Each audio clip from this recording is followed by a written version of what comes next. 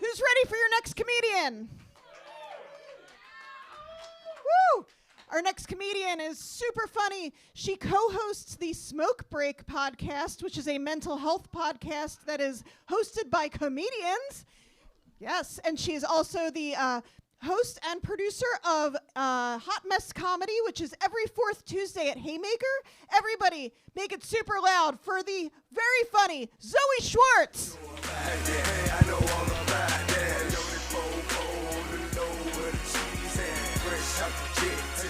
Tip jar. Give it up for Heather. Give it up, you guys. Give it up for all the comics you've seen tonight. Let them hear it. I want to start. Thank you. Thanks for giving it up so much, you guys. That was great. I have a quick question. I just want to find out if I'm alone on this. Has anybody else here ever seen your mom naked and then realized you must have your dad's tits? Nobody? It's just me? I know. It's a weird realization, right? It's weird to realize your dad must have nice tits. That's weird. I don't know what other secrets he's keeping, but I think I'm good on that one. I think I've learned everything I need to learn about him for now. Thanks, Dad. Yeah, my parents are hippies, you guys. I was raised by hippies. It was pretty cool. You know, like they were open-minded. They didn't have great boundaries though. They didn't. So like when I was a kid and I asked my mom what a blowjob was, she just decided to go ahead and tell me that it's when a man asks a woman to suck his dick. Yeah. Yeah. I was like 9, so I don't think I really knew what I was getting myself into by asking her that question, you know? Yeah, but I definitely don't think I was ready to learn about how a blowjob becomes a sad favor once you've been married for a while. Thanks, Mom. She gave me a lot to look forward to, right? That's probably why I'm not married. Yeah, it was weird being raised by hippies. I was raised in Eugene. I don't know if you guys know anything about Eugene. It's a weird place to grow up, you know, because like there's a lot of hippie culture down there. There's a lot of drugs, but like I don't identify as a hippie. I guess I do have some like tendencies though, because like I'm the kind of person like I'll eat LSD, but I won't eat anything that's been heated up in a microwave. I won't do it. I won't. Yeah, and the hypocrisy continues, you guys, because I was watching a documentary recently about cocaine production, and they were doing all this gross stuff to it, and I was like, yeah, whatever, you know. But at the end, when they popped it in the microwave for 5 minutes, I was like, fuck that! I'm not doing that cocaine. Yeah, well, because in Eugene, we just toast our cocaine on a wood stove for the final step of the process. It's artisanal cocaine. Small batch. Yeah, they like to do things slow down there. It's a weird place to grow up, you guys. It's made me the weirdo that I am, though, so, you know, I like it. I'm also getting old. I'm turning 40 this summer, you guys, in like a month and a half. Yeah, I am. Thank you. I like that. I think I'm doing it right, though. I think I'm on track because I'm just starting to get really annoyed with young people. That's what you're supposed to do, right? I don't know. I feel like young people are like taking stuff that we've been doing forever, and now they're like renaming it and acting like they came up with this shit, right? Yeah. So like now I sound uneducated when I talk about sex, but I've been doing it longer, you know. Like have you guys heard of this term, fluid bonding? Anyway, it's just raw dogging, you guys. That's all it is. It's just raw dogging. Yeah, you don't get to act like you're better than me just because you let somebody bust an ethical nut in you. Like, you're not better than me. Yeah, and I actually like the term raw dogging. I think it's perfectly fine. I think fluid bonding is gross. Right? It's too descriptive, right? It sounds wet. I don't like it. So I want to take back raw dogging. Okay, I want to take it back. I want to like repurpose it a little bit, okay? And I think from now on, if we have unprotected sex and we're honest about it, I think we should call that ethical raw dogamy. Yeah. I made that up all by myself. High on mushrooms. But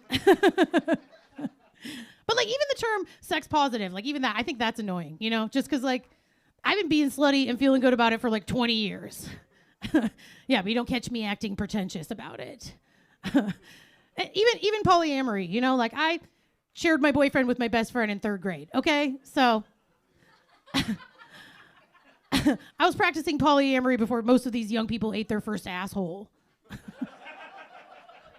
Chill out, young people. I am. I'm getting grumpy, you guys. I'm a grumpy old lady. I'm also worrying about death. That's the thing. I'm worrying about the end of the world. Is anybody else worried about how they're going to handle the apocalypse? I don't think it's going to go well for me. I'm not going to handle it well. You know, just because I feel like we're going to need one another, right? Like we're going to need community to survive. And just like I'm moody now. Like I just don't think anybody's going to want to hang out with me at the end of the world. Okay, I'm a handful. Okay? Like I'm on 2 different antidepressants. I mean, you think that first 6-week detox period is going to be fun? No. Like I PMS like 3 weeks out of the month. Okay. You think I'm going to be fun to hang out with when I'm drinking puddle water and using dead baby socks for tampons? I'm just being strategic, okay? The babies are probably going to die first, okay? But, like, don't worry about them. Worry about me. I'm the one who's probably going to have to suck dick for water. That'll ruin it, you know? I don't want to do it for the love of the game. I don't want to do it to survive. But can you imagine what a life-saving blowjob? That'd be pretty good. I probably have saved a few lives already. Now that I think about it, not to brag, but I've also been thinking about something. This is going to age me too. Do you guys remember that lady that cut her husband's dick off in the 90s? Lorena Bobbitt, yeah. I don't know why, but I have. I've just been thinking about it a lot. I'm not sure why. But you know, it's actually like a really fucked up story. I don't know if you guys remember, but like she cut his dick off because he was abusing her, right? And then she drove off and she threw it in a bush. Yeah. But then somehow they found it in time to reattach it and for this guy to go on and have a porn career. The irony, right? I know. I know. I don't know. I just feel like those cops were like so eager to find that guy's dick, right? Like they're like, we got to spread out and find this dick. It kind of feels like those cops put out a search party for that guy's dick quicker than they started looking for Gabby Petito. I know, it's fucked up. I know. Apparently, the only thing cops care more about saving than a beautiful white woman is a beautiful white dick. But like, how do you think that went down though? Like, do you think he had to like text the cops a dick pic so they knew which one they were looking for? They're like showing it to people like, have you seen this dick? That's how I think cops talk. But like, probably more likely, they probably had him like come down to the station and describe it to a sketch artist, right? But then when they found it, they weren't sure if it was the right one, you know, because it was like significantly smaller than the one in the sketch. You know, because men like to exaggerate their dicks. That's what I meant by that. That's how comedy works. You're supposed to explain your jokes. No, but you know, it probably wasn't his fault, you guys. It was probably cold in that bush, right? It's never their fault, is it? Oh man, I was a single person up until recently, and you know, dating, it's mostly terrible. We know that, right? But I have actually discovered some things that I do really like on my little dating journey that I've been on. I don't know why I called it little. Let's be real. It's been a long journey. It's been more of a pilgrimage than a journey. But I have discovered that I am very attracted to men with vasectomies. Yeah, I am. Yeah. And I think it's just because like cum with no power turns me on. It does. Yeah. But I also think it's like maybe partially because I feel like sometimes men, they think they're like disrespecting women, you know, when they come on us. But like when I let a dude with a vasectomy come on me, ooh, I feel like I'm degrading him. Yeah. Yeah, I'm like, oh, you want to come on my face? Oh. Do it, I dare you. Yeah, because you can't objectify me with your useless cum.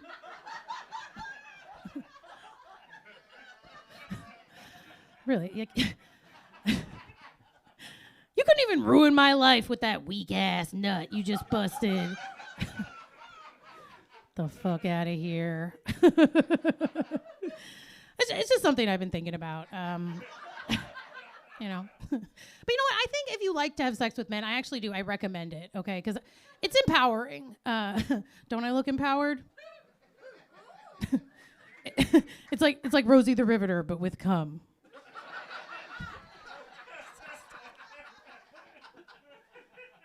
So empowered. You guys are great. Okay, I'm gonna leave you with this. I did something pretty grown up the other day. I went to the gynecologist, as you do, right? Yeah. I actually got some really good feedback there, you guys. I did. I was surprised. Because when the doctor was down there, they were like, everything looks great. Everything looks nice and healthy. Everything looks nice and moist. And I was like, hold up.